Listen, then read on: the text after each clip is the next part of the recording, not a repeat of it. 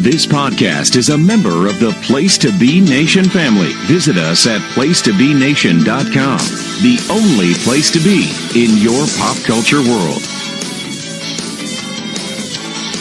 We're back. Well, it's Monday night. A new week has begun. I turn on my TV for some pigskin fun. I see a Super Bowl season here on ABC.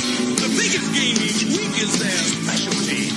I gotta get ready, make everything right. 'Cause Monday night football's coming on tonight. Are you ready? Are you ready? Are you ready? We're ready. Are you ready for some football? A Monday night party.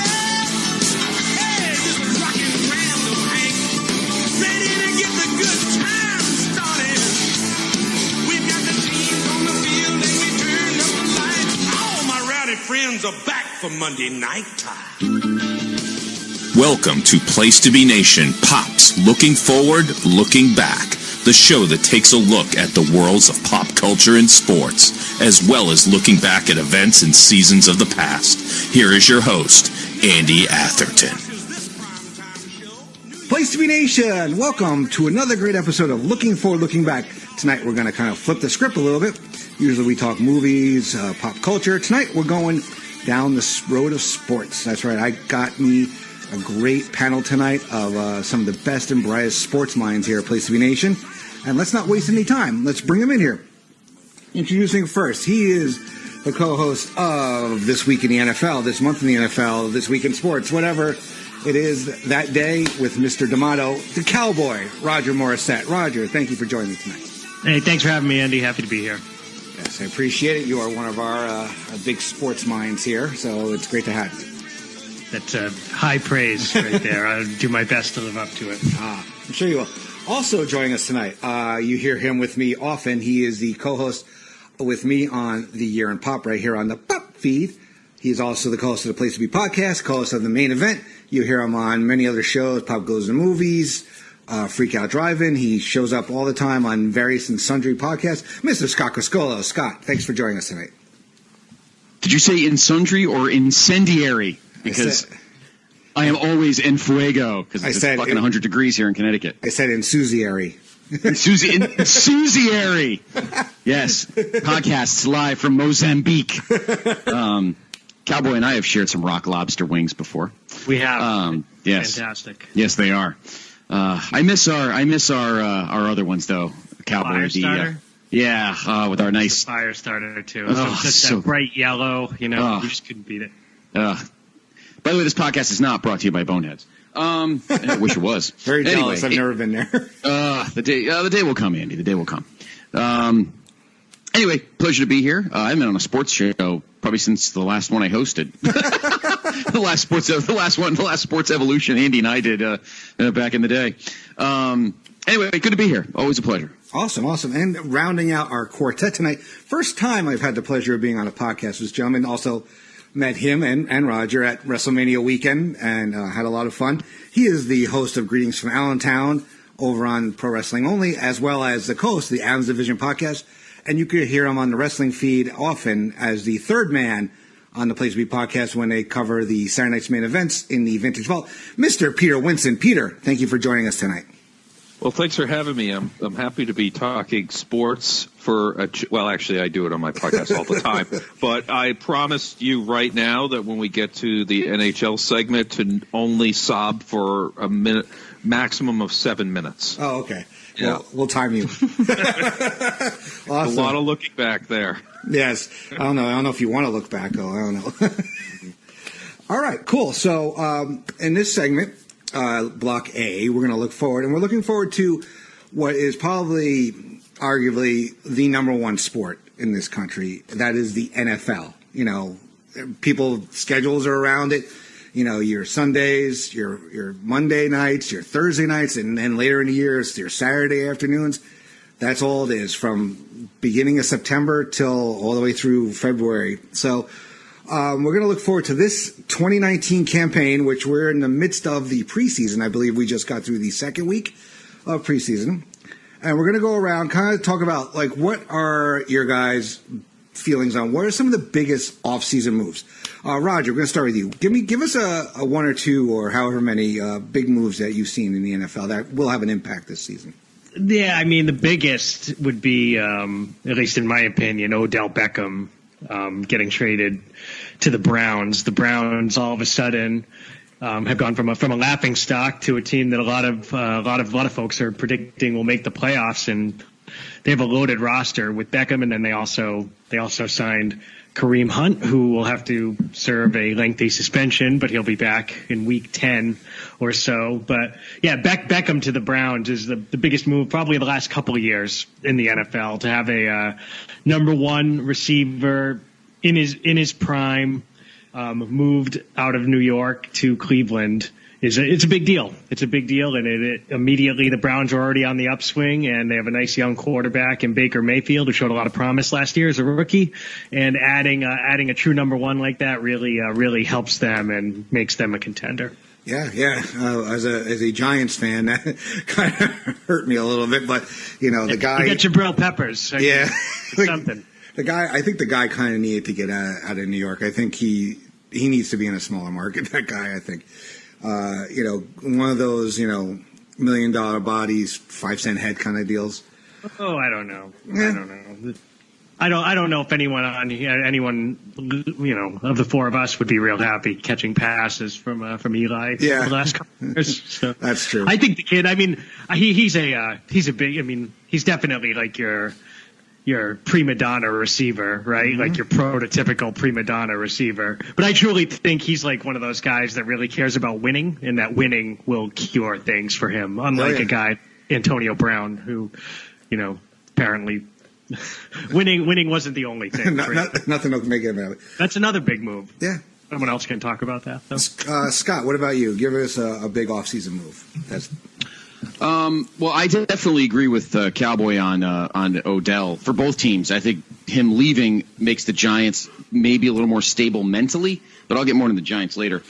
I think maybe the biggest move, because I think it makes them inherently better on offense and will help the growth of their quarterback, is Le'Veon Bell. I think the Jets are going to be exponentially better on offense. They're still going to struggle, and Darno's going to have his growing pains. He's still going to have the occasional stinker this year. But I think having a legitimate, bona fide tailback is going to enhance not only him, because the Jets' offensive line is not too bad.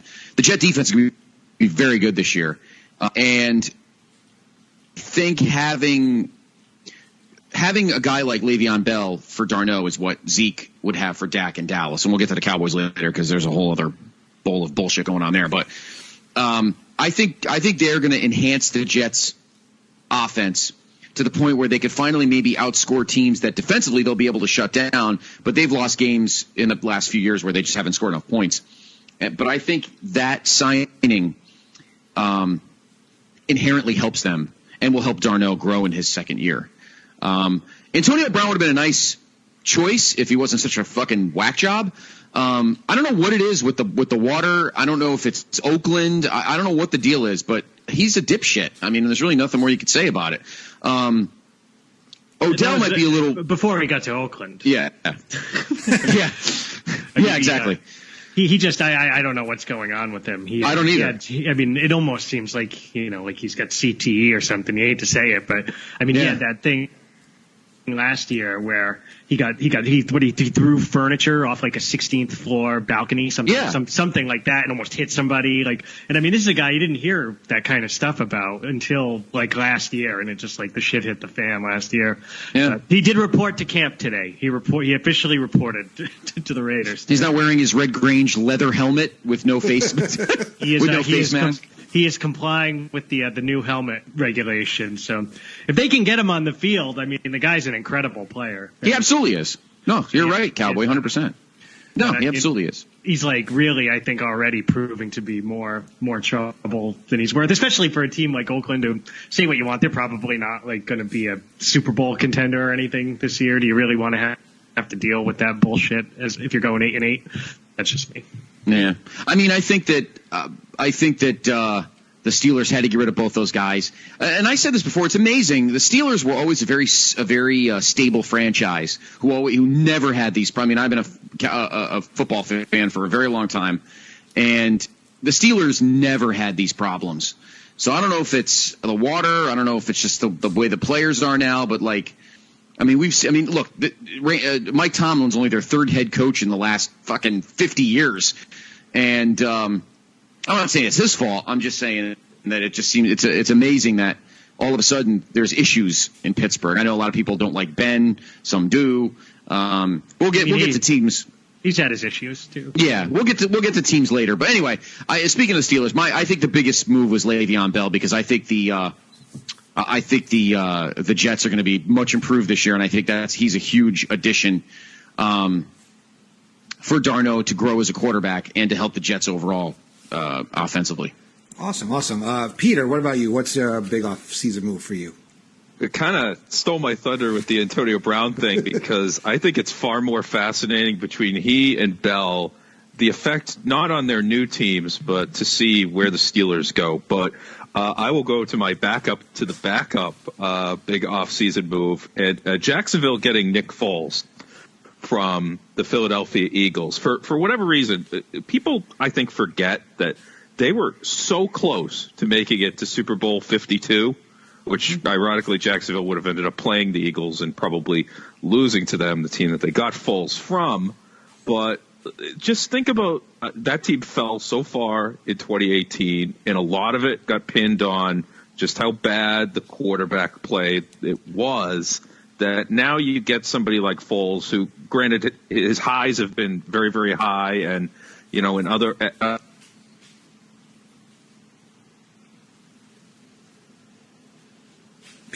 competent quarterbacking where a pick six is not happening every 6 quarters or so, how Jacksonville is going to look this year.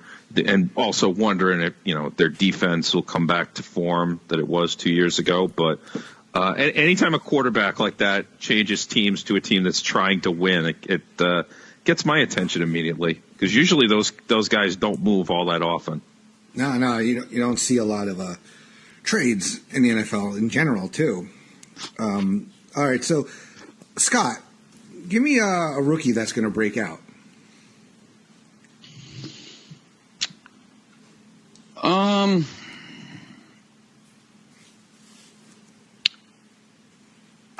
I think it's easy to say.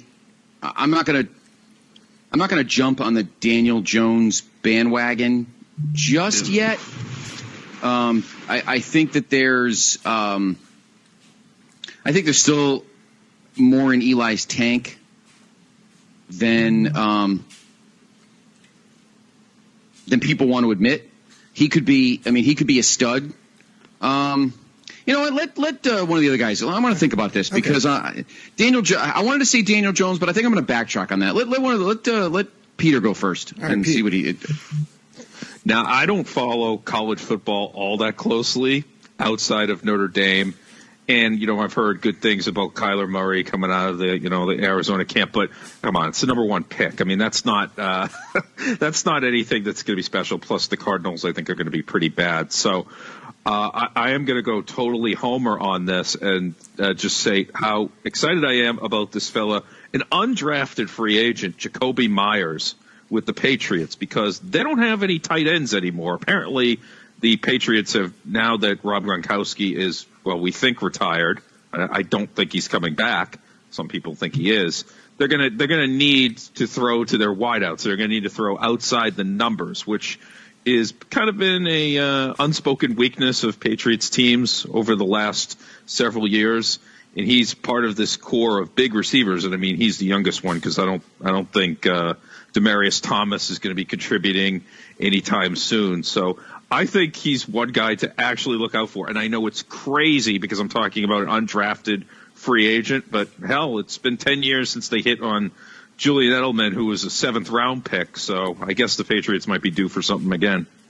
All right, Roger, what about you? Give us a rookie that's going to break out. Sure. So one to talk about the Patriots real quick. I mean, with Josh Gordon coming back. I do like Myers as well. He's outplayed N'Keal Harry so far, who was the first-round pick. And with Josh Gordon coming back, I think it does throw a little bit of cold water on both of those guys, because Gordon's a legit receiver. Just how long is he going to stay on the field? Yeah. I mean, we wish him all the best. So it's good to see him back. A couple of rookies. One, kind of my number one would be guy in Chicago, running back David Montgomery. With Jordan Howard out of town, there's a clear opening on a team that wants to pound the rock, as they say, run the ball. Mm-hmm. And he's looked very good so far. I think he's going to have, I think he's got a real good chance to win Rookie of the Year, probably 1,000 yards, 10 touchdowns, something like that. He's in a really, really nice situation, and he's a good player. Josh Jacobs in Oakland. Again, the Raiders I don't think are going to be very good, but I think, when you take a running back in the first round, the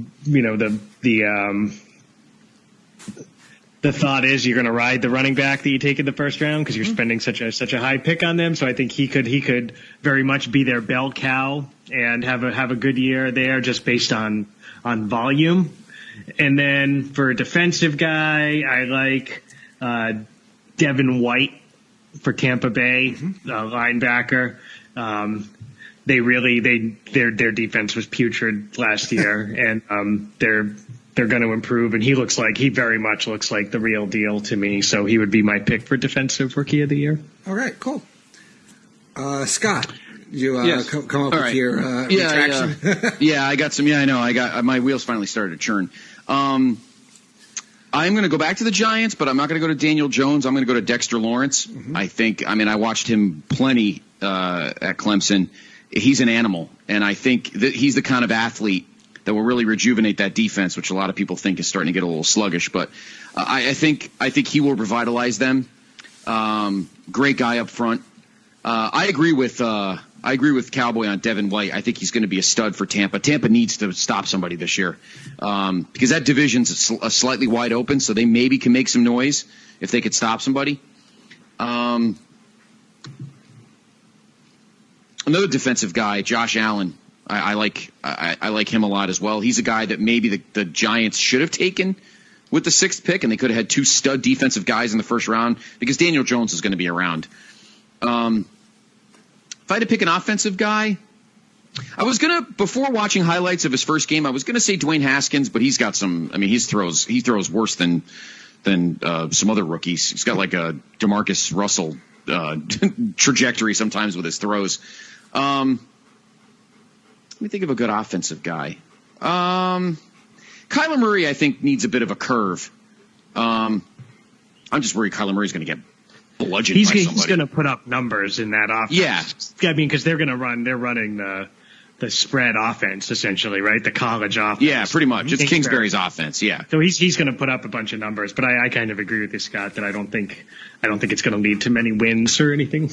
No, I don't think so either, because the defense is still is going to be a bit of a struggle. And as much as you hate to say, I need a guy, if a guy's 5'8" or whatever he is playing quarterback, I really need to see it before I believe that he can do that in the NFL. Right. I mean, guys, if you're shorter than me, I find it difficult. I mean, I guess, and I mean, he's got all the talent in the world, but he really didn't. His last preseason game, they didn't look very good at all. Just a couple of nights ago against the Raiders. I mean, yeah, that's not exactly the '85 Bears. Oh, no.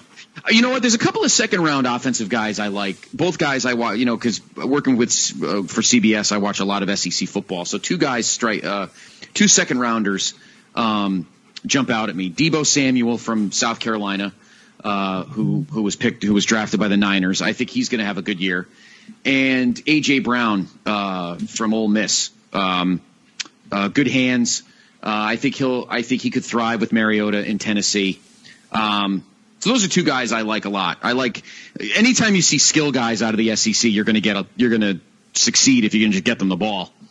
So I'm going to say this. I'll say the two wide receivers for the SEC, Deebo Samuel from South Carolina for the Niners, and probably A.J. Brown for Ole Miss, and I think Dexter Lawrence for the Giants, the lineman from Clemson. I think they're going to be standout.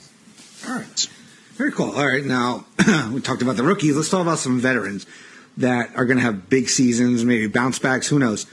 Peter, let's start with you. Give us a veteran or two that you think is going to have a big year. Oh, boy, you might want to come back to me on that because the first name that came to mind, and this is not very original, but you might be looking at Pat Mahomes setting the touchdown record, which feels like it gets broken far too often in the last 12 or 13 years. But, they're going to be out for blood because of the way they lost in the AFC Championship. And they're going to be just gunning it for the entire regular season. Why don't we go around the table? I'll go first this time. A little bit more original than that. Peter bailed me out the last segment. I'll go first this time. Yeah. I'll go first this time. Justin's going to hate me with this comment because he fucking hates this guy, but I'm going to say Joe Flacco. I think he's going to – I have a feeling he's going to thrive in Denver. He obviously was not liked in Baltimore. Meanwhile, the guy won a Super Bowl, but then again, so did Trent Dilfer, so who knows. But I think and he's another, Joe Flacco doesn't have it easy. I don't know. I know Drew Lock's there, the kid from Missouri. So he's going to have another kid breathing down his neck like Lamar Jackson was breathing down his neck in Baltimore and eventually cost him his job. I have a feeling we're going to see the Joe Flacco that took them to the Super Bowl in 2012. I think Denver's going to have a good year. I know we're going to get more to teams in a minute, but I think Denver might be pretty good. And I think Flacco's going to be a big part of it. I know a lot of people don't have a lot of faith in him, but I think we're going to see good things in Denver this year from him. All right. Because again, I think a lot of it is he goes from one team where he's sweating it out with a rookie to another team where he's now sweating it out with a rookie. So if he wants to keep playing in the NFL, he's going to have to rise. So I like Flacco. All right, cool. Roger, what about you? Yeah, so I disagree a lot with that one, Scott, but we can talk about it. None of you Rhode Islanders like Joe Flacco. I don't know, you got a hard on for the Blue Hens of Delaware. I don't know. I think he's better than Keatum, who they had last year. Yes. They have a good defense, so they could be a good team. So I don't hate it that much, but I don't think he's much of a quarterback anymore. But Drew Lock is considerably worse, so I don't think he's going to worry too much about his job. They came out and said, Drew Lock, what was the quote? His offensive coordinator, I think, came out and said, he's not a quarterback yet. So that's probably not a guy that you're going to. That's true, yeah. Yeah. So without stating like an obvious kind of guy, I think I really like Cam Newton to come back from his injury strong this year. I mean, he was very much a shell of himself at the end of last season, and they, missed the playoffs because of it. They say he's recovered. The shoulder looks good. He's got his deep ball back. I think that division is probably the best division in football, I think. And I think they have a chance to win that division with him and Christian McCaffrey. Carson Wentz is another guy who I think is going to have a really, really good year. It wouldn't surprise me if either one of those guys won the MVP. I think that they're both very capable, and it's really just a health thing. And in the AFC, I mean, we talked about the Browns. So if the Browns are really going to step up, Baker, right, has to take another step. And I'd be remiss if I didn't talk about Tom Brady. It's an obvious one, but he's 43 years old. A lot of people think that the bottom's going to drop out here any day. I think he's got one more good run left in him. Okay, Peter, what about you guys? Do you come up with any more over there? Well, here's the thing. I wrote this name down before, but I was kind of afraid to say it because I believed in the Jets last year so much that when I did my NFL wins pool, I actually spent a fairly high pick on the New York Jets. Didn't quite work out with only 4 wins on the season. But I still believe in Sam Darnold. Just throw out that last game against New England where everything was kind of going haywire for the Jets in that one. His last 3 or 4 games that he played last year, he was showing at least signs that he was getting it. I know there was a game against the Packers. He threw for over 300, had 3 touchdowns, no interceptions because he had an issue with that a little bit earlier in the season. Having somebody like Lev Bell there will take a lot of the pressure off. He could just hand the ball off 25, 30 times or even just use him for play action. maybe make plays down the field that way. So I forgive you, Sam Darnold and the New York Jets, for going 4-12 last year, while me having you in a wins pool. However, you better deliver this year, because I'm going to feel foolish for putting this guy up as a breakout candidate for this year if they go 4-12 again. I mean, he's just a baby. I mean, wasn't he the youngest player in the whole NFL last year? Or he's the youngest, week 1, right? He was the youngest guy to ever start a game, I believe. I think so. And the training wheels are off. Yeah. He's got all the talent in the world, and he's just got to put it together, and it's going to happen. And I agree very much with you and Scott that having Lev Bell as a receiver, Lev Bell's like the best receiving running back in the league. Having that security blanket is going to help him so much. And I think that there's a good chance that your prediction there will come to fruition there, Peter. Let's hope. Drink some on Pete. All right. Cool. All right. Roger, give us teams on the upswing and teams going down. You know, what franchise you think are headed upwards, and who's going to the basement? Yeah, well, the funny thing about the NFL is it always when you're making predictions at this time of year, it's always like, the teams that did well last year are going to do well again this year. And usually, other than the Patriots, that's not true, right? It's usually everything just flips on its head.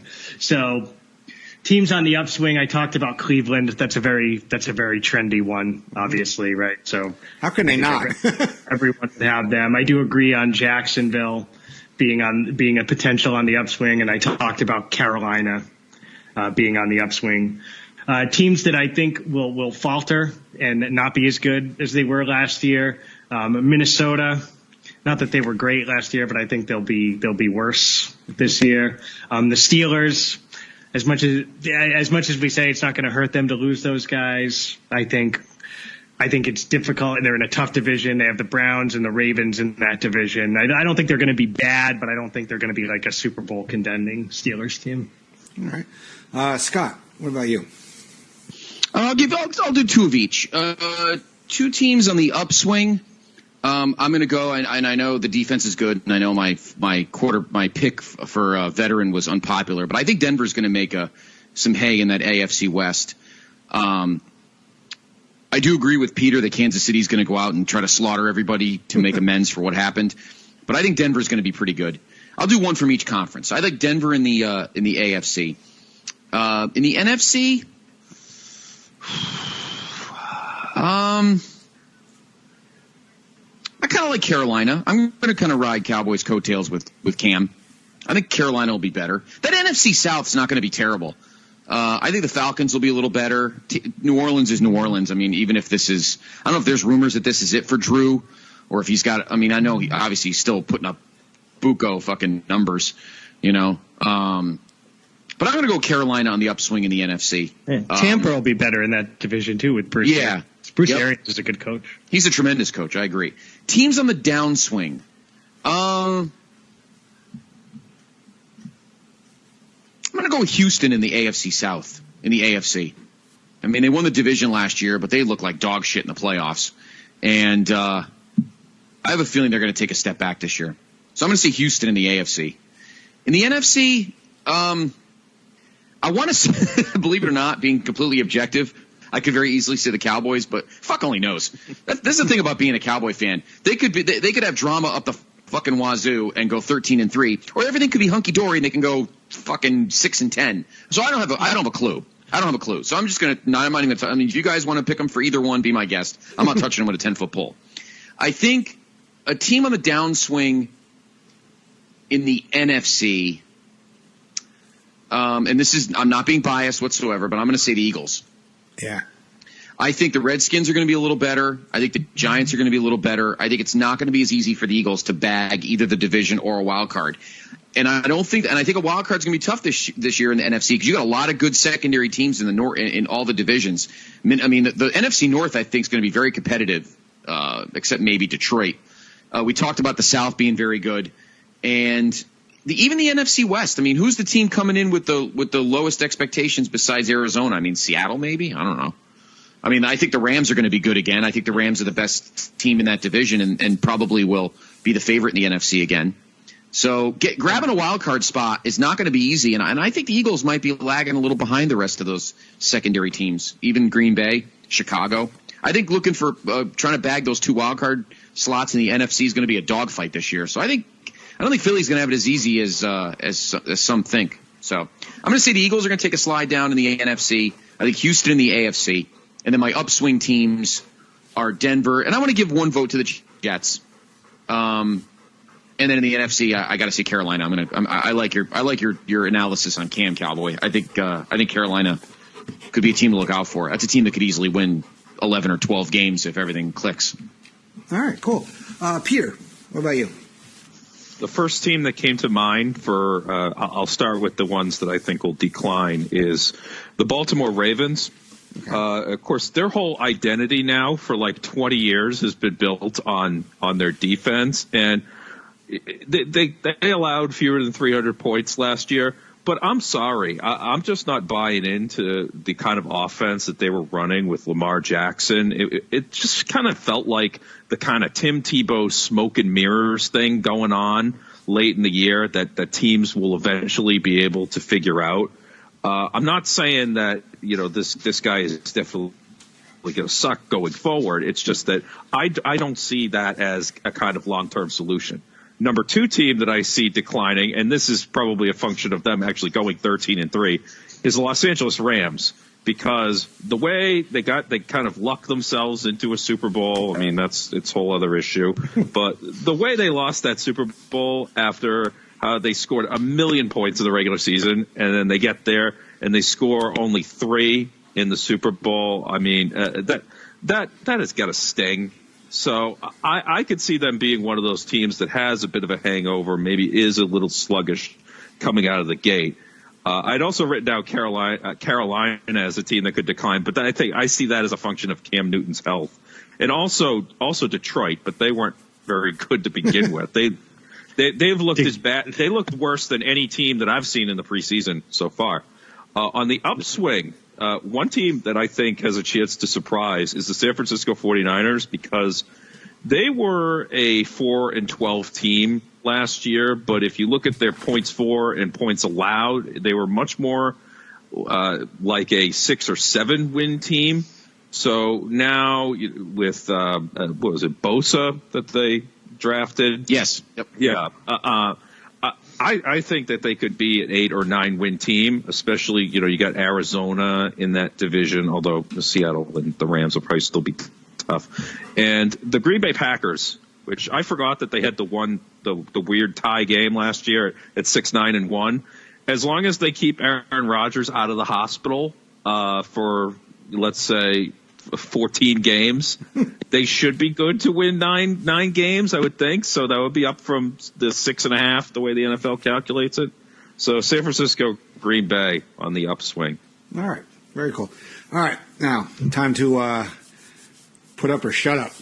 Let's get some predictions out of you guys. Scott, we'll start with you. Give us who are your division winners and wild card picks. We'll go on to the big game after this. But right now, division winners and your wild card. Okay. AFC first. East, the Patriots. But they're not going to go undefeated in division. Well, they never do anyway, really. I mean, sometimes they do, but a lot of times they usually suck in Miami, so they'll probably lose to the Dolphins in Miami again. But North, fuck it. I'll take Cleveland. Why the hell not? Mm-hmm. Maybe they'll tie they'll tie with somebody else, and because I mean you guys are right. I mean the other 3 teams in the division aren't really that great, so who knows? AFC South, I like the Colts. I think Andrew Luck's gonna have another good year. And in the West, Kansas City, because I agree with Peter. I think Mahomes is gonna throw for like 5,000 yards. 2 wild cards. I'm gonna go with Tennessee and the Jets. Those are my wild card teams in the AFC. Okay. I think Jets are going to go 9-7 and get a wild card. NFC division. Fuck it. Right now, I'm just going to say it. I mean, they probably won't, who knows? But I think the Cowboys will repeat if everybody comes back, because offensively they really are the best offense in the division. Everybody else is either in limbo or have a rookie quarterback. So if Zeke comes back and everybody shakes hands and kisses babies and everything's fine, they really are the best team in the division. In the North, oh God.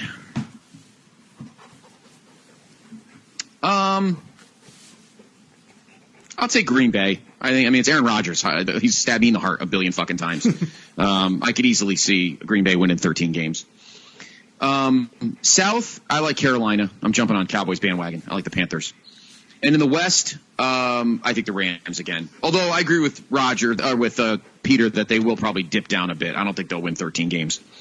So Dallas, Green Bay, Carolina, and L.A. And the wild card teams will be Chicago and New Orleans. All right. I think Trubisky's going to have a good year. I think I think Minnesota's going to take a step back. It's Kirk fucking Cousins, for Christ's sakes. I mean, But I know their defense is really good, but I have a feeling the Vikings will take a step back. So I like the Bears and the Saints for the wild card. All right, cool. Peter, what about you? Who are your division winners and wild card picks? Now, you're going to think a couple of these in the AFC are pretty bat what, but not the Patriots in the AFC East, because it would be silly to not pick them at this point, and Kansas City as well. But you may think I'm insane for choosing the Cincinnati Bengals to win the AFC North, just on the basis of I feel like something is wrong with all the other teams, and something's probably wrong with the Bengals, and they're not. But the Raiders of the East. If you look every year in the NFL, there's always one weird division winner. It's like, how did that happen? So I'm just kind of buying a lottery ticket there. Although, is it any more crazy than me thinking the Jaguars will return to the form that they showed in 2017 and win the AFC South somehow? My two wild cards in the AFC are Cleveland, who I expect to be better, but I think they're burdened a bit by some expectations that may harm them early on. If they overcome that the first 4 or 5 weeks, then, color me surprised. And Denver I have as the other wild card, because I don't think that they were quite as bad as they showed last year. And having Flacco there, I think, will be a big help for them. In the NFC, for the division winners, I think the Eagles in the East, Chicago will repeat in the North, and the New Orleans and Seattle. So Seattle, I guess, would be Seattle and Philly would be the only new winners that I have there. And I apologize to Criscuolo because I do not have the Cowboys snagging one of the wild cards. I have the Rams, who will recover enough. I mean, you decline from 13 wins to 10. That's still a 3-win decline. And the Atlanta Falcons, they score a lot of points and they give up a ton of points, and they're very entertaining to watch. And for that reason, I kind of like to see them in the playoffs, because God knows when they lose in the playoffs, they know how to lose in the playoffs. Yes. Awesome. All right. Cowboy, who are your division winners and wild card picks? Yep, I'll go with the Patriots, Baltimore. I also like the Jaguars. I would have said the Colts, but I'm very concerned about Andrew Luck's injury. It reminds me of his shoulder when they kept saying he was okay, and then he missed the whole season. So I like the Jags, and then the Chiefs, and then my wild card teams would be the Cleveland and Denver. Okay. NFC, the Eagles, the Bears, the Panthers, and the Rams, with the wild card teams the Seahawks and the Cowboys. All right. What's the over-under on Carson Wentz getting fucking hurt again? I think he's going to make it through the whole season. I told you, I think he might win the NFL MVP. He's got the talent for it if he doesn't, get whacked in the shin or something. Yeah, I mean, he brings it on himself a little bit, and I think, they can coach that out of him, right? Like, slide, sure. Don't take on. You don't have to take every linebacker on head first, right. stuff like that. Yeah, but, I mean, I think they're a very good team, and we'll see what happens. I mean, you never know, but I just think he's a real talented kid, and I think this is the year he puts it all together. Yeah. All right, Pete. We're going to start with you. Let's give us your Super Bowl prediction. You can give us, if you want to give us the two teams that are going to make the championships in each league, and who's going to face in the Super Bowl and who will win. It's up to you. So who do you think is going to be playing in the big game in February? Well, you're probably expecting me to pick the Patriots to make the Super Bowl, but I'm not going to go with the obvious homer pick here. I am going to choose Kansas City to defeat the Patriots this year. The game would be in Arrowhead again, but this year they actually managed. Let's just say they win the coin flip in overtime and go down and score. Yeah, that's the ticket. And in the NFC, with apologies to my podcast partner Steve Bennett, I have Philadelphia going over New Orleans when the Saints are called for a pass interference penalty on a coach's challenge late in the fourth quarter, thereby getting burned by the very rule that was put in by the Saints getting screwed. So that leads to a Super Bowl that is an Andy Reid Bowl. Let's make it a burrito bowl. Kansas City over the Philadelphia Eagles down in Miami. All right. Roger, give us your Super Bowl predictions. Yep. So I never picked the Patriots to make the Super Bowl, and since they've made the last four, I'm not gonna start now. I don't want to. I don't want to jinx them. So I hate to go with the chalk, but I'll go with the Chiefs. The Chiefs in the AFC versus. I really like Carolina this year. So versus Carolina, and I like Carolina to win the whole thing. Wow. All right. Wow. All right. Scott. Clean it up.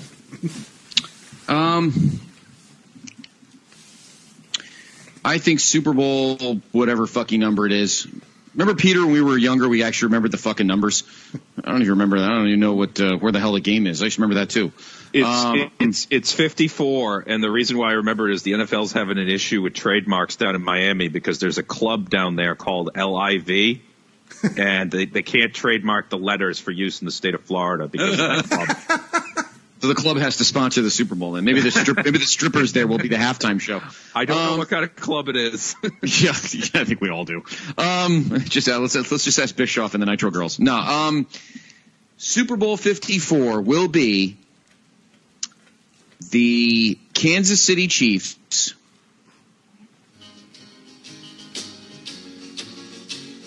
and the New Orleans Saints. Wow. I think this is going to be the one last run for Drew Brees, but Pat Mahomes will hoist the trophy. All right. So, Andy Reid will finally win something that matters and not suck. So. All right. Yeah. Good picks. Hopefully, somebody on this show is correct. And we'll see. Got what a good happens. chance of it. Yeah. Yeah. All right, cool, awesome. Except nobody picked the Pats, and that's probably what's going to happen. So we're going to get a Pats Saint. We're going to get a Pats Rams rematch, and it'll be 3-2. Well, God, I hope not. The Rams will win 4-3 on a pair of safeties. So, it'll be the worst Super Bowl ever. Just watch that. Yeah. Oh God, what a bowl of haircuts that was. Anyway, all right. So awesome. Term. Bowl of hair. Anyway, awesome. Looking forward. Hopefully, like I said, some of you guys' predictions come to pass. And when we come back, we're going to look back. We're going to look back at the NHL and the NBA seasons from this past year. So, with the Cowboy Roger Morrissette, with Peter Winson and Scott Criscuolo, I'm Andy Atherton. Stay tuned. We'll be right back.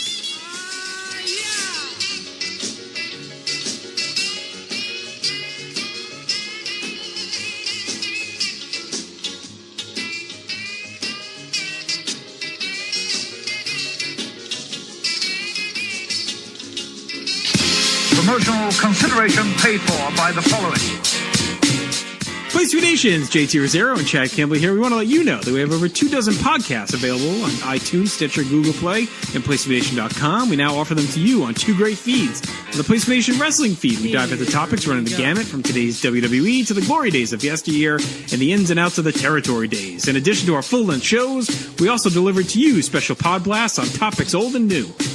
The Place to Be Nation Pop feed is a veritable treasure trove of great content, offering tremendous shows covering the land of movies, television, life, comics, and sports, brought to you by the most knowledgeable and insightful folks in the podcast world. You can find all of these current shows, plus archives of our previous podcasts over the past 8 years as well by subscribing to our feeds on iTunes. And while there, be sure to rate and leave feedback as well. All of these shows, plus others available at PlayStation.com, where we cover pro wrestling, sports, movies, comics, plus in-depth stretch projects and more.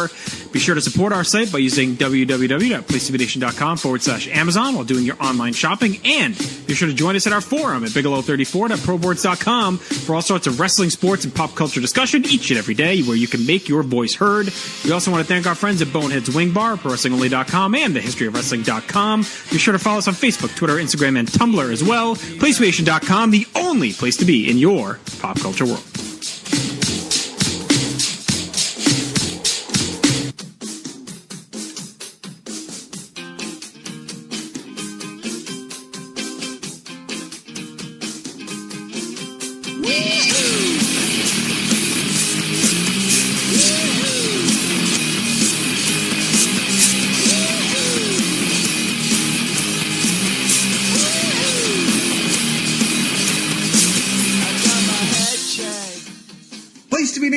Welcome back to Looking Back Sports Edition number 1. I'm hanging out here with Scott Criscuolo, the Cowboy, Roger Morrissette, and Peter Winson. And we want to talk about Place to Be Nation really quick. We have our great feeds. You're listening to the PTB and Pop feed full of comics, movies, music, and a little more sports. So a little something for everybody here on the Pop feed, over on the wrestling feed. We talk about the classics. We talk about the modern stuff. We got the Place to Be podcast. We have Main Event. We have Row 1, Seat 1. Lots of great shows on both feeds. So check them out. And also don't forget, PlaceToBeNation.com. Content is coming up, growing. Our 1994 look back 25 years ago with great articles. Peter, you just wrote one about the strike of 1994. Yes, fun read. I poured my heart and soul into researching every team from 1994 because, my God, I had the time to do it. Awesome. Yeah, that was the year that everybody thought the Expos and the Yankees were going to go to the World Series, I believe. Well, they were the two best teams. Yeah. Mm-hmm. The Expos were going to win. Yeah, they probably were, yeah. As a Yankee fan, I will admit to that. they had a ton of lefties, yeah. and the Yankees didn't have Jimmy Key and those guys yet. I don't think they did anyway.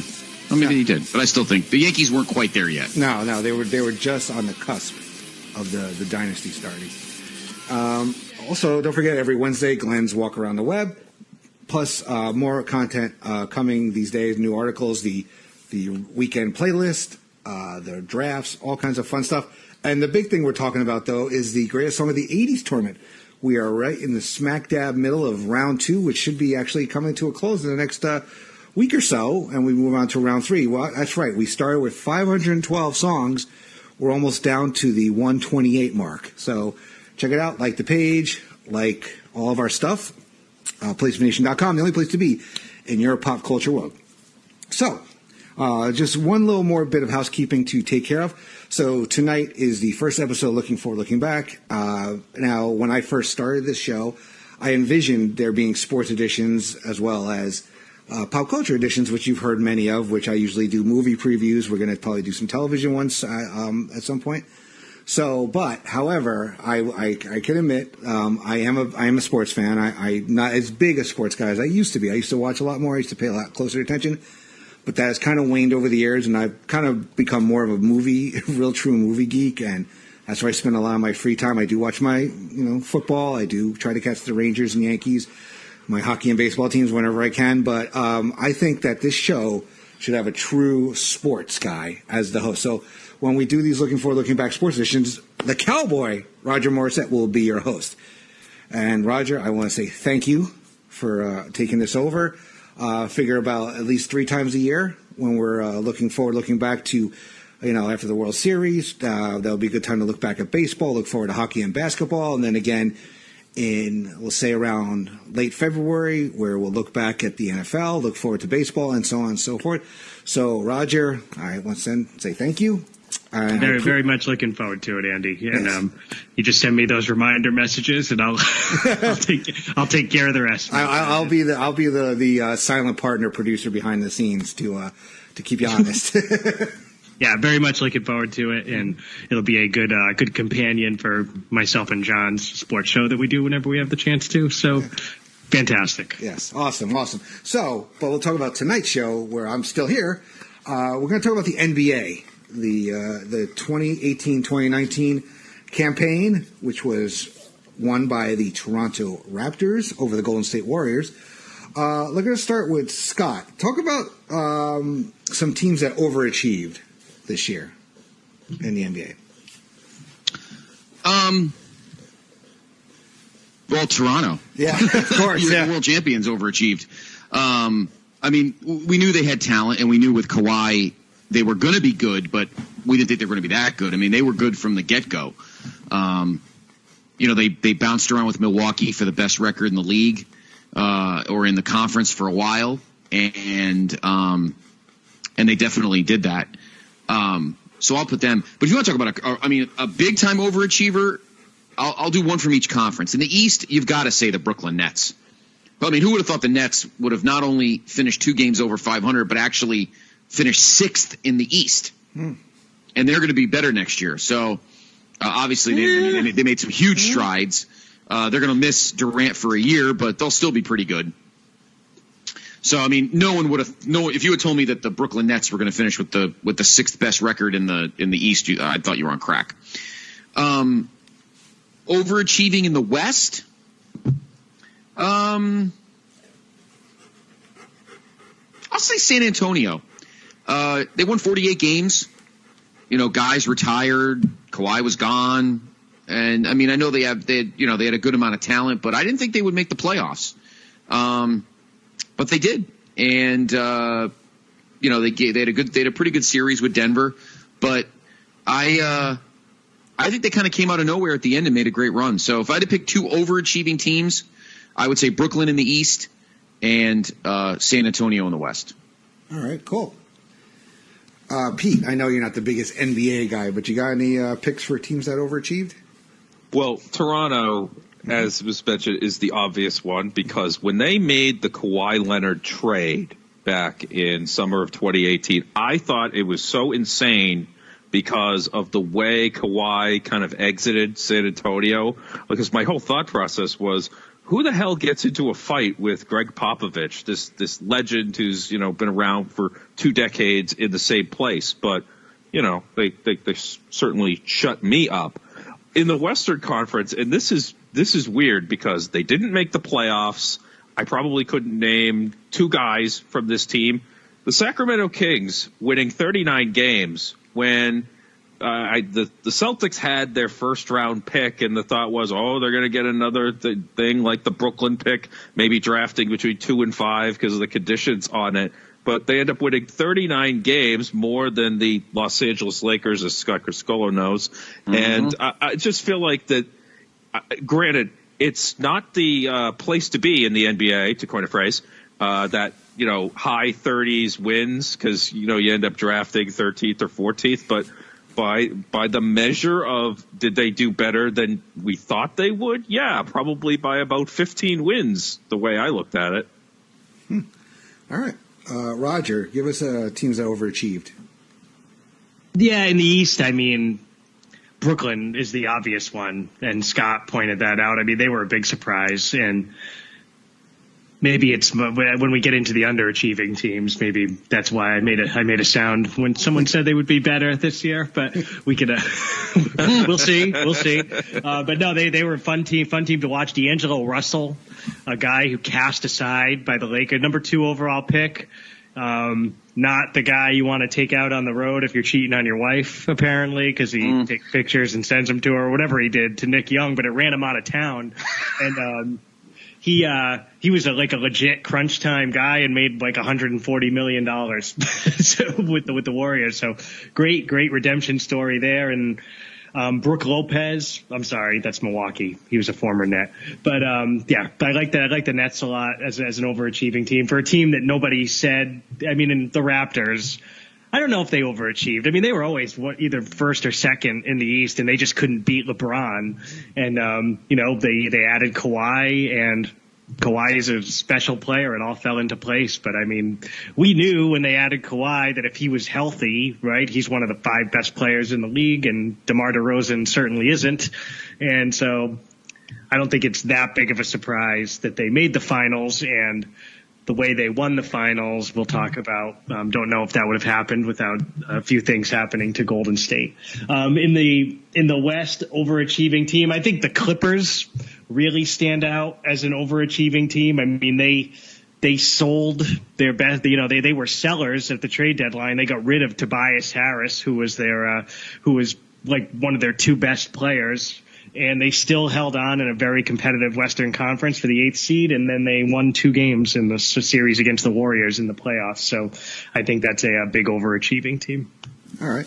Well, we'll stick with you, Roger. Talk about teams that disappointed this year. Yeah, so right at the top of that list is going to be our hometown Boston Celtics, who all the talent in the world. If you going into last season, you could have polled every executive in the league and asked which situation would you like, and that includes like Golden State, and I'd say 95% of them would have said the Celtics, with their coming off an Eastern Conference Finals appearance 1 game away from beating LeBron and getting to the finals, without Kyrie and without Gordon Hayward. Kyrie and Gordon Hayward are coming back.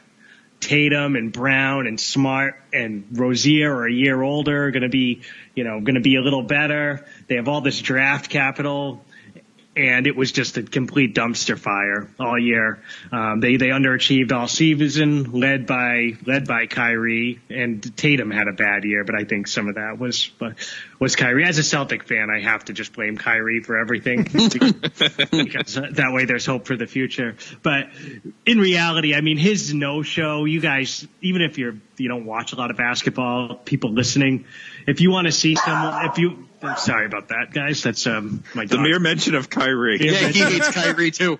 But if you want to see a guy mail it in the playoffs, just with a big postage stamp and just awful, with the last 2 games of that Milwaukee series, he was putrid. And it was like, not just that he wasn't playing well, like you could tell he just didn't give a shit, which is good luck, Brooklyn.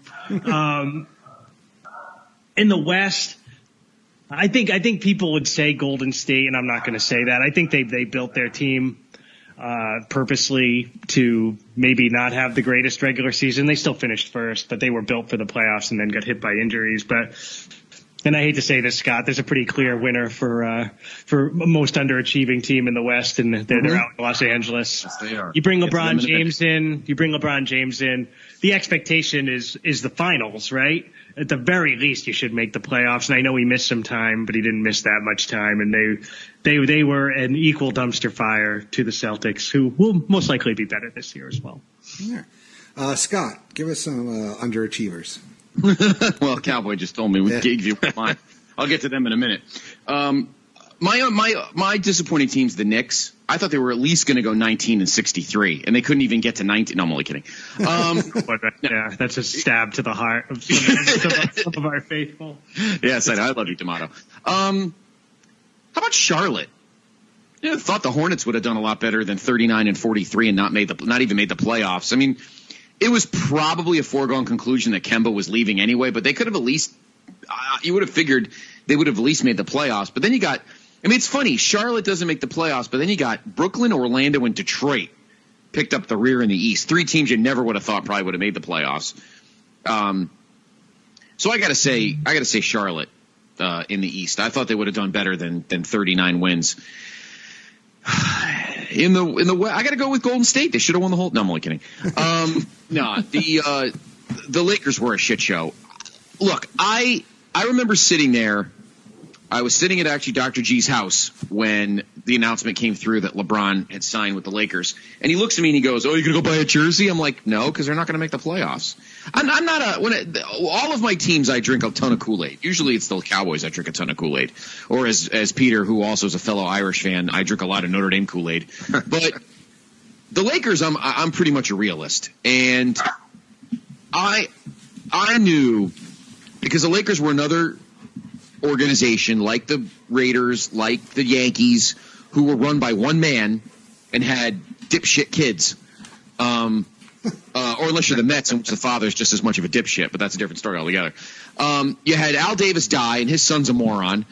And you've got Dr. Jerry Buss, who bought the Lakers in 1980 from Jack Kent Cooke.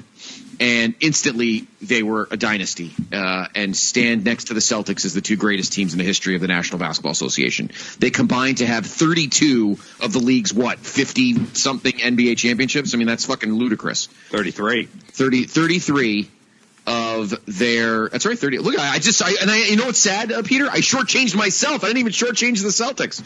33. No, what's sad is you're counting the Minneapolis ones, but that's a discussion for another time. Well, that they are a franchise. Anyway, the situation is, I knew even signing LeBron that the Lakers were not going to be like, this wasn't like when he went to Cleveland when they already had a halfway decent team, or obviously Miami. The Lakers were a shit show, even going in. And I like Brandon Ingram, but I really wanted to keep him, but I always felt like something was missing. And all the discussions and trades, and I mean, the two Buss kids are dipshits. They really are. And so I thought everyone thought they were going to be like a 2 seed in the West. I'm like, what fucking crack are you smoking? They'll be lucky if they're like a 7. And sure enough, they weren't even that. So I might be the one Laker fan that wasn't surprised that they were 37 and 45. Having said that, and this is even before, we'll get to this season in a minute, but I was not surprised whatsoever. Were they still disappointing? Yes, absolutely. Was I surprised as a fan of the team? No. He wasn't walking into a team of studs and he was the final piece. He was walking in as a superstar with some aching legs with a lineup of fucking retreads. And just as the season progressed, they just couldn't get their shit together. And I watched a lot of them on TNT, and I watched a lot of games and there were nights that they were unwatchable. They signed all those guys that couldn't shoot.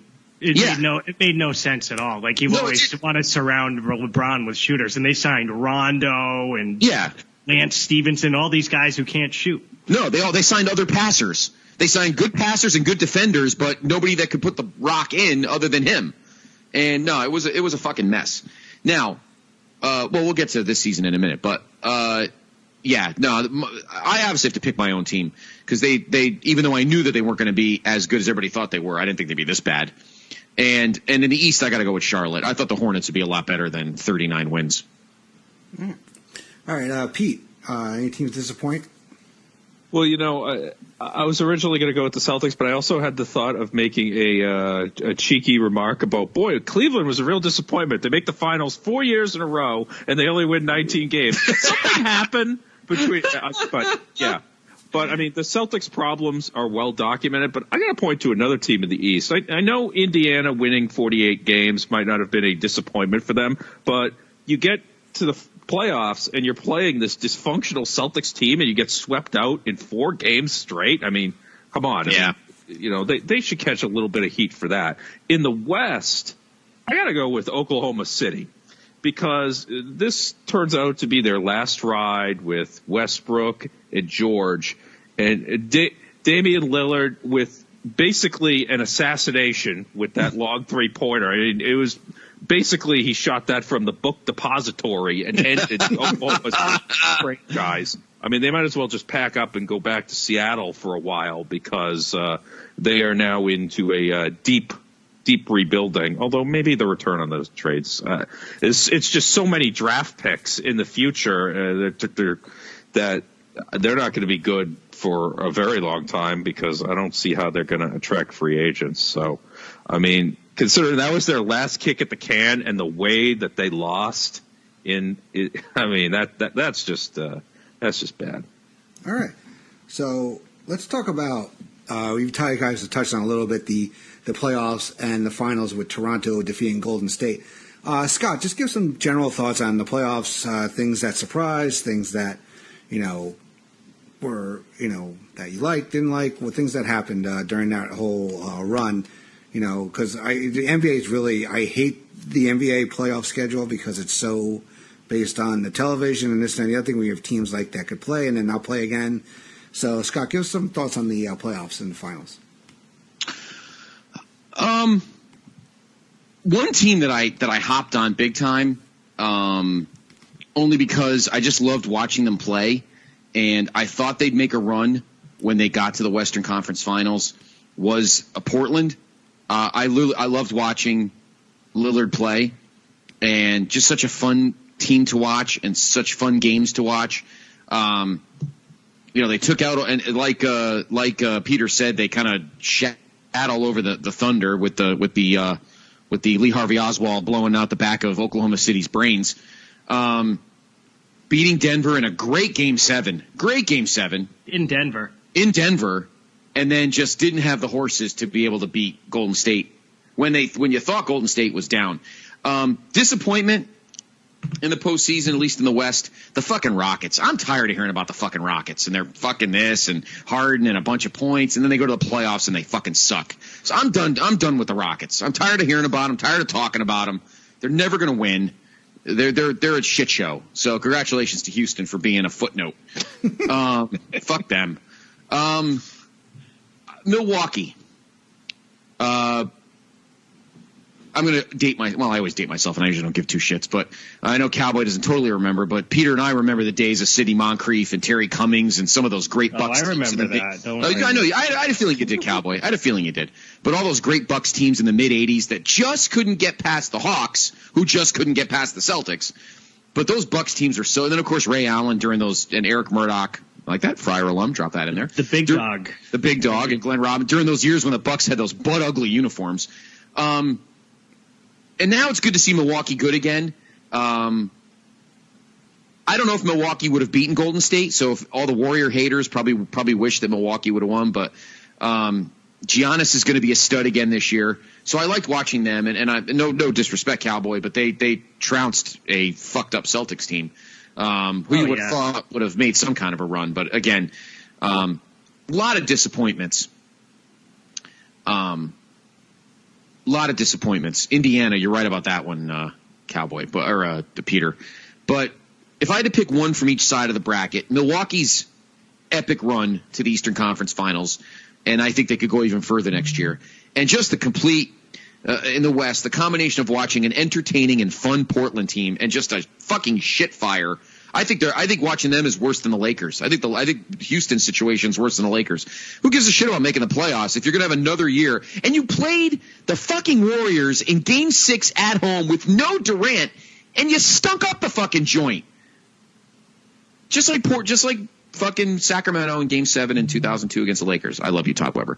But, that's what it comes down to. You were at home in Game 6 with no Kevin Durant. And was that game even close? I don't really remember. Let me look at I don't think that Game 6 was even close. The Warriors. I mean, the Rockets had a lead, but the Warriors kind of turned it on. Like Steph Curry. Steph Curry had 0 points in the first half of that game, I believe, and then scored like 30-something in the second half, if memory serves. Golden State won 118-113. Harden had 35. Whoop-de-fucking-do. Nobody was talking to each other. Fuck them.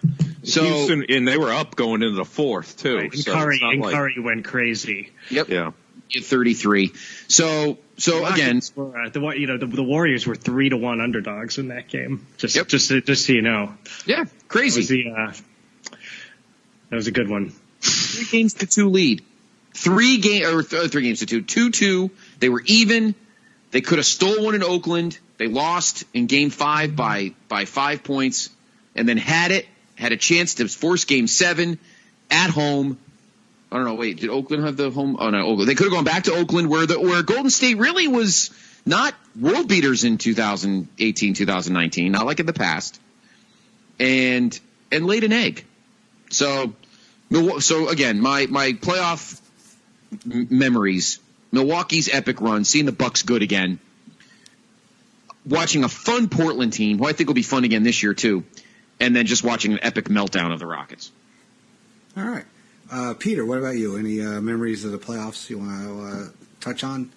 Well, going into the season, I remember everybody sort of critiquing a lot, like sometimes with the Celtics or with the Sixers, like, why are these teams going for it? They're just going to lose to whoever comes out of the West anyway. And I appreciate teams that are actually going to shoot their shot, because you never know what's going to happen. If somebody's going to bust their Achilles tendon, I mean, you just don't know with injuries. One thing that I did like about there were a lot of like strange events that occurred. Like I mentioned, the Celtics sweeping Indiana after being dysfunctional the entire season, and then their game one in Milwaukee, which is easy to forget given how Milwaukee just steamrolled them the next 4 games. The Celtics won by 22 in Milwaukee on Sunday afternoon for a game one, and I thought, wow, boy, this team's really pulling it together at the right time. And then they ended up. Paul Pierce will never forget that one. It'll be Yep. He went on TV and said something. He said the series is over. Yeah. Thanks, Paul. He was right, but not the way he thought. I guess it's not always the truth that comes out of his mouth, but there was that. Milwaukee just getting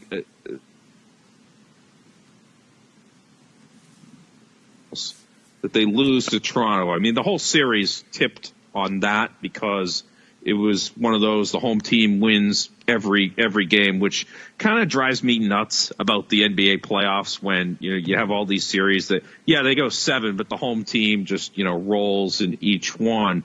They lose that game. They're up 14 at one point, and they had a lead in the 4th, and they blew that, and then they lose game 6 in Toronto. The finals was interesting because I have no idea how often this has happened in any NBA series.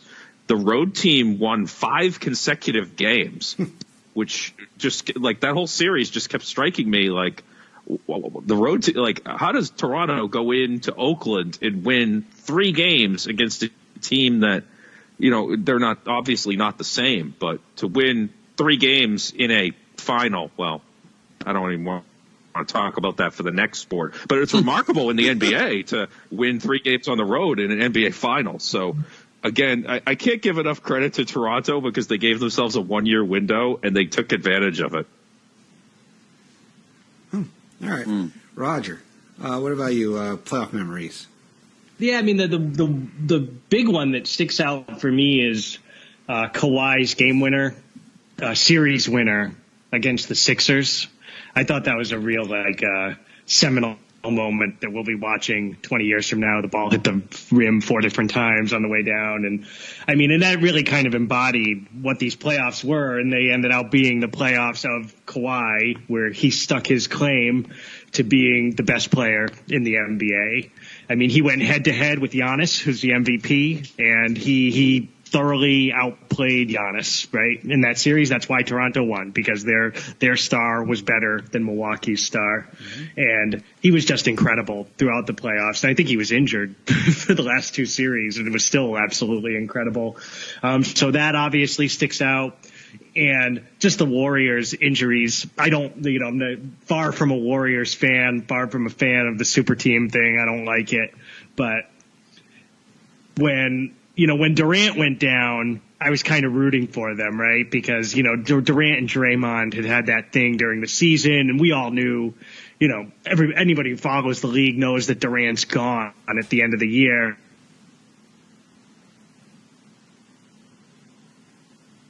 Hello? Raj?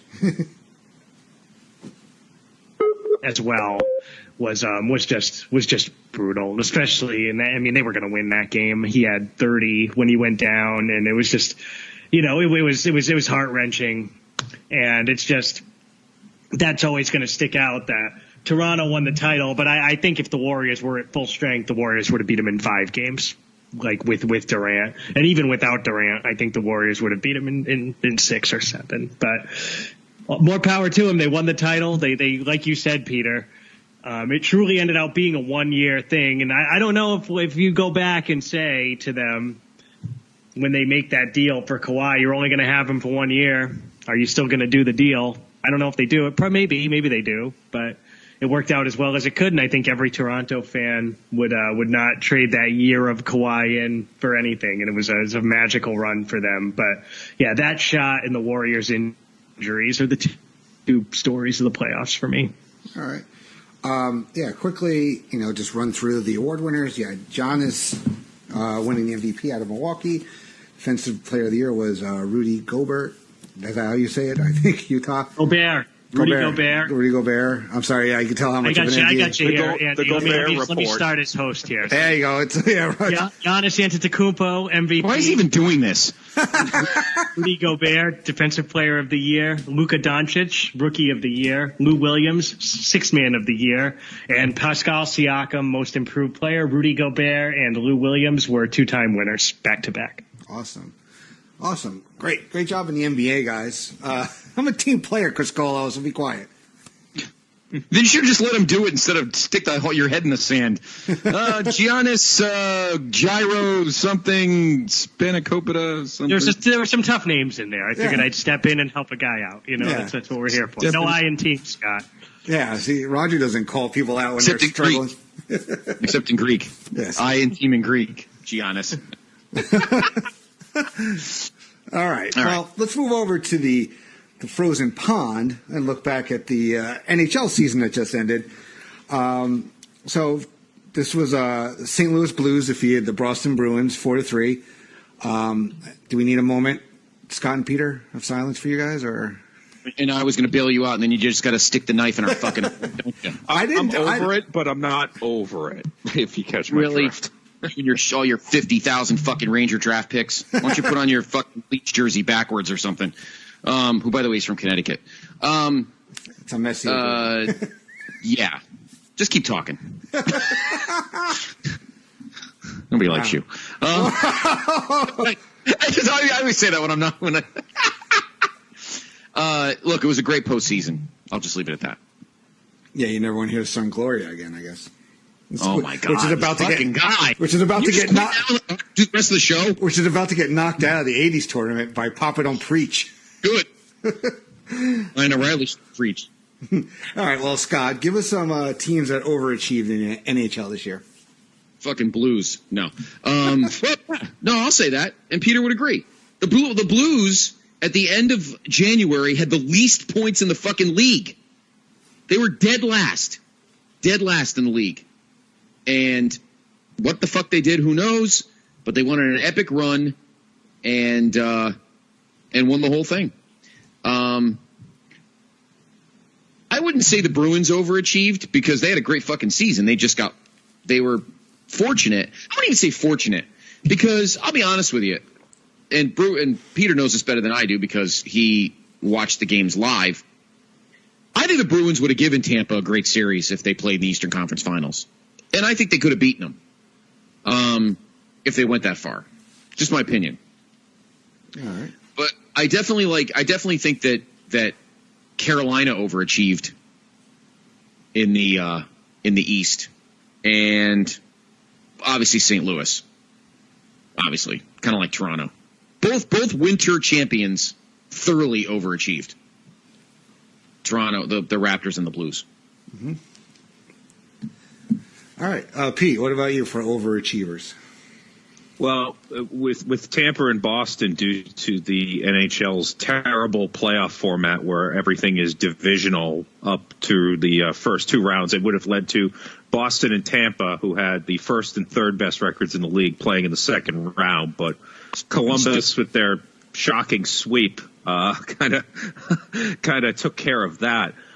It'd be easy to call Columbus an overachiever, but given how they went all in at the trade deadline and it worked out from the perspective of they won a playoff series for the first time in franchise history, which is a nice hump to get over. But now all of those guys.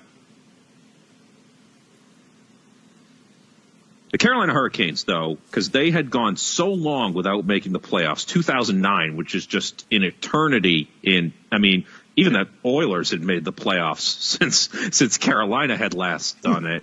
And the fact that they got all the way to the Eastern Conference Finals, that actually kind of does wonders, I think, for that market, because it kind of rejuvenated thing. You had the marketing where Don Cherry called them all jerks for their post-game celebrations. I don't particularly care for those antics, but it works in that market. And, I'm not going to judge that.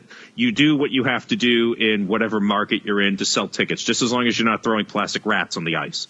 Also, the New York Islanders getting 103 points after losing John Tavares is some kind of weird smoke and mirrors, magical stuff. I don't know what Barry Trotz does in every situation that he goes into, whether it be expansion Nashville or when he goes into Washington and somehow wins a Stanley Cup there a couple of years ago.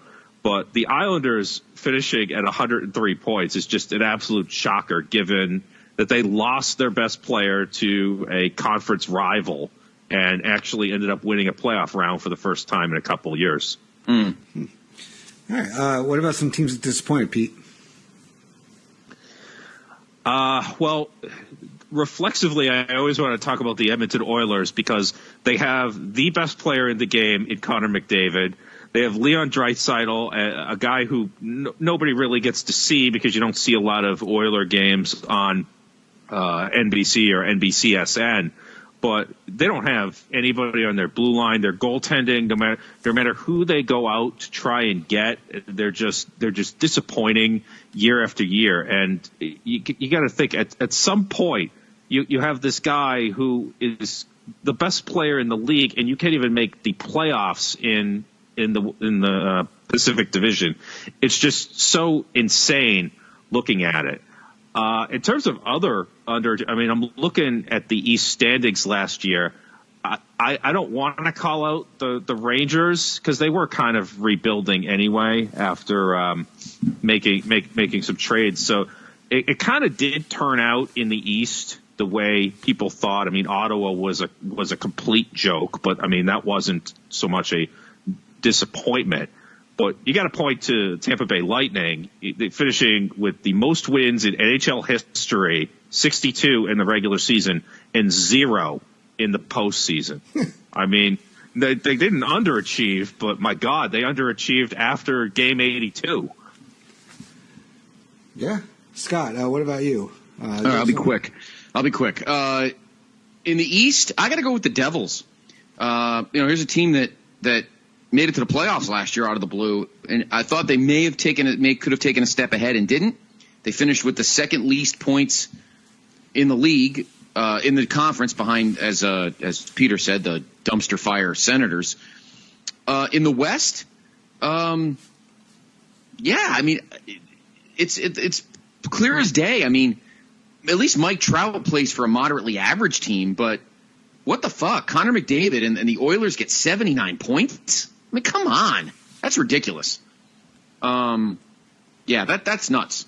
That's nuts. Edmonton should be much better than they are. But I was expecting more, and I know they probably overachieved last year, but I was expecting more out of the Devils this past season than I did. And they finished with the second least points in the league. They got off to a hot start, too. They were hanging around a little bit through Christmas, and then we got to the new year, and then they kind of faded. So I was a little surprised. They had some bad injuries. They did. To the point where when they came into Boston in March, I was just appalled at the AHL-style lineup that they were fielding at that point. But, hey, it worked out because the ping-pong balls fell their way. They did, big time. So they should be a little better this year, but I was expecting a little more out of them. But, yeah, the injuries didn't help.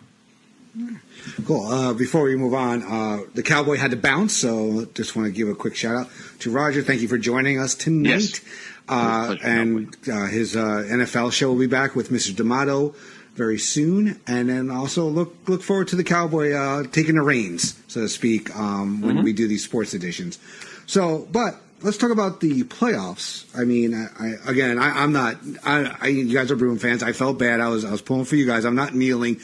You know, I know it's like to be disappointed. Trust me, Ranger fan. One cup in my lifetime. So.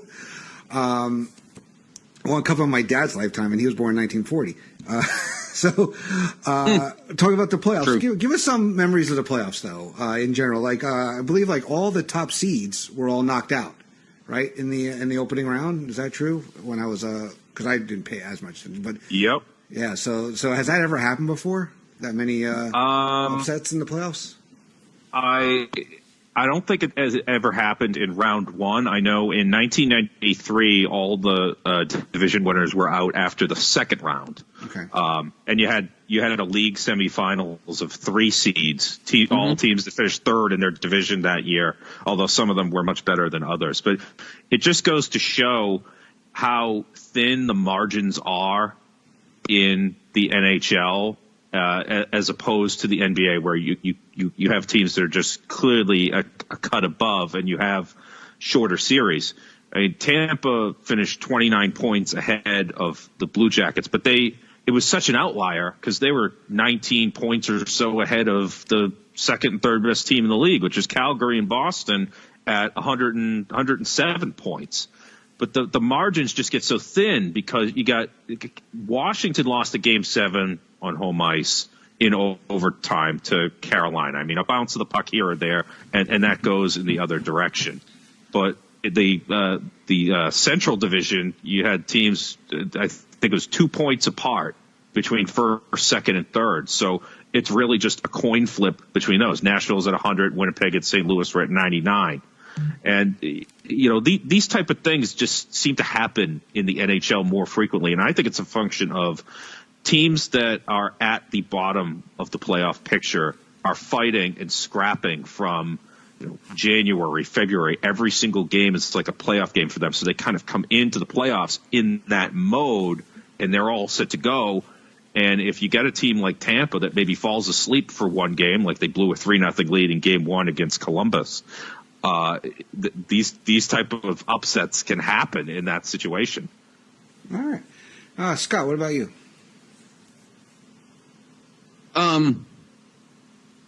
Yeah, I mean,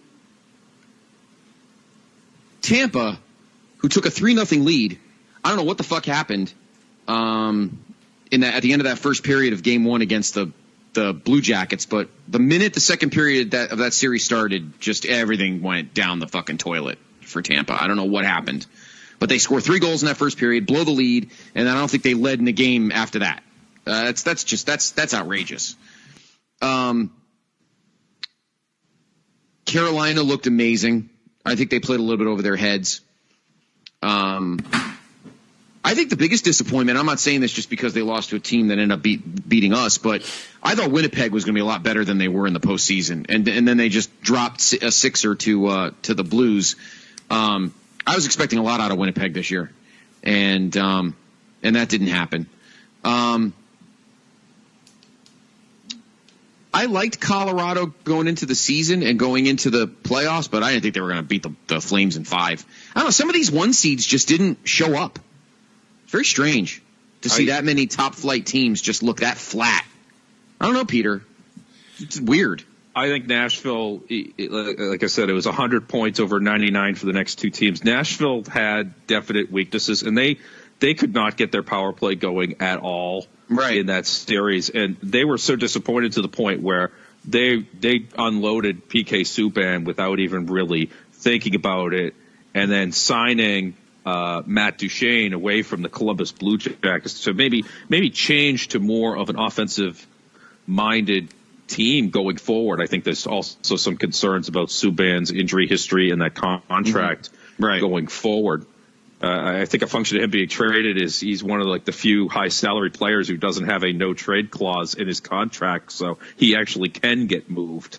Right. That's probably why that happened. But yeah, Nashville, they kind of limped into the playoffs a little bit, and like I said, they end up playing a team in Dallas that is fighting and scrapping for the last 2 months of the year, so they're in a completely different mindset, whereas Nashville didn't really have that same pressure on them unless you'd say, okay, we want to get home ice in the divisional playoffs or anything like that. Right. All right. The Islanders sweeping Pittsburgh, that was something bizarre. I mean, Pittsburgh won 2 cups in the previous 3 years, and now they're going out and 4 straight to the Islanders. I mean, you just never know what you'll see. Nope, you don't. Most unpredictable postseason in all the 4 sports. Yeah. And then I'll try not to butcher these award winners. Nikita Kucherov from Tampa Bay. Nikita Koloff? Oh, and then you had Defensive Player of the Year was Mark Giordano from Calgary. Elias Peterson from Vancouver was your Rookie of the Year. Andre Vasilevsky.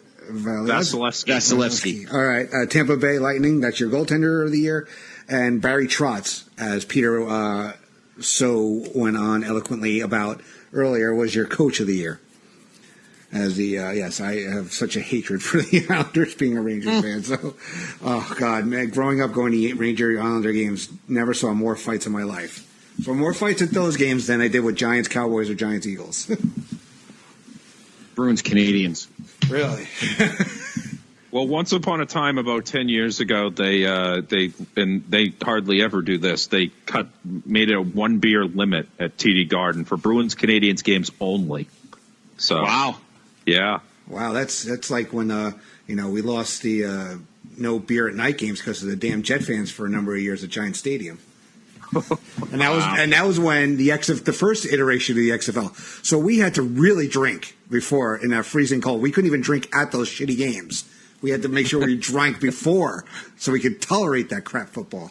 Well, I'm sure Terry O'Reilly's rib joint on Canal there probably is loving life during the Canadians games because they get pounded now that Sully's is closed. But we'll talk about that off mic, Peter, because I wanted to talk to you about that. But anyway, lots of beer. No problem with me. I approve. All right. I approve. Great job, guys. Awesome first sports edition of Looking Forward to Back. I appreciate you guys being here. Absolutely. So, like I said, Roger will be back with This Week in the NFL, I believe it's going to be called, Mr. D'Amato. But, Peter, what's going on in your neck of the woods? How's the Greetings from Allentown? Well, the Greetings from Allentown that's out as of this moment right now was on WCW Saturday night from October 2nd, 1993. Not exactly a high point in the history of that company, but, I went in and I tried to make it funny, and I feel like I did okay. But the next Greetings from Allentown is on a historic date in music history. Yes, I said music history. It's championship wrestling for the WWF, August 1st, 1981. Now, guys, you know what happened on that date, right? Ladies and gentlemen, rock and roll. Yes. And believe me, I talk about that because I talk about a lot of non-wrestling stuff on my nominally wrestling podcast, like my 3 minutes on Jeffrey Epstein's death last week. Like, come on, people. It was simple incompetence. Take a look around. I mean, all right. And I believe, are you going to be the third man on the next episode of Place to Be podcast? Oh, yeah. I actually watched that Saturday night's main event 4 weeks ago because I lost track of when my date was. Awesome. All right, cool. So make sure you check out Greetings from Allentown and Peter's appearances. And then if the Adams Division podcast makes a comeback, check that out. You and Mr. Bennett, correct? Yep. The next one is going to be our top 5 single season sports teams that we've loved and enjoyed over the years. And we only postponed the second half of it because it was in the middle of the Stanley Cup final, and I kind of needed to see how it would shake out because it might affect my number 1 and number 2. But as it turns out, no changes. All right, Scott, what's going on with you coming up? Well, you tell me. That's true. Of course, this show is tremendous. Tomorrow night, you and I will be recording with Mr. D'Amato and the Doctor as we do our next chapter of the next episode of our tremendous series, This Week in Pop. This Week in Pop. Yeah, I'm just morphing all these titles together. Year in Pop, and it's actually, and I said it to you today when you came over to my desk. It might be one of the best, the first real game-changing episode we do because it's probably the first real historic year of everything in our timeline, 1977. You pick the category, and something huge happened in 1977. Music, movies, TV, news, sports, doesn't matter. So look forward to that recording tomorrow night. And then this week, Wednesday, we will be recording our next episode of Place to Be Nation's main event. It's just me, Nate, and Steve. No special guests. We're just going to shoot the shit on stuff going on in wrestling. We're a week and a half away from AEW's All Out. And then we will have our next installment of the New Japan Classic match pick. I got to pick 2 matches from a guy who won multiple G1 climaxes, his first win and his last win. So stay tuned this week to Main Event and figure out who we are talking about. And as mentioned, Mr. Winson will join my PIC and I 1 week from tonight for the next episode of Place Be Podcast, the November 25th, 1989 Saturday night's Main Event. So looking forward to that. Awesome. And Peter, Justin decided we're not doing football, so he's not expecting you to go 14-0 so you could remember, Vinny Testaverde's undershirt. Well, I didn't think we were going to have it because you guys have had like 3 straight shows that are all from this. I was just going to keep stretching the season out. So anyway, busy week for me on both feeds. So. Also, from, like Scott said, Year in Pop, 1977 is recording tomorrow night. Also, I have the regular versions of Looking Forward, Looking Back, the big fall and winter movie preview. That will be recorded next week. And so far, I have confirmed the Talkin' Pop gang, Miss Jennifer Smith and Mr. Tim Capel. Maybe a pop-in by somebody to talk about a big movie in December at some point during that show as well. But we'll have to wait and see how things line up that night. And then after that, coming in September, we have Looking Forward, Looking Back, the big summer movie wrap-up, summer movie wager results, and find out who won, who had the best at picking the domestic box office for this summer. How did everybody fare after Endgame? Basically, that's really what it comes down to. So look for those in September. New episodes of Laugh in Theater coming soon, and also hopefully another great debate sometime in September. So look for all that stuff. Check out all of our shows, though, on both feeds, on the wrestling feed, where Scott and Peter hang out a lot, and over here on the Pop feed, which is my primary home, my only home right now, until a wrestling show comes my way at some point. And check out the website. Go to the Facebook page for the Greatest Song of the 80s tournament. Make sure you vote every day, 6 matchups a day. The tournament's going to be going on probably for about another month and a half. And after that, we'll dive into another pop culture area to find out what the greatest this, that, or the other thing is. So, for the Cowboy, Roger Morrissette, for Peter Winson, and for Scott Criscuolo, I am Andy Atherton. Thank you for Looking Forward, Looking Back, Sports Edition number 1. And we'll see you next time.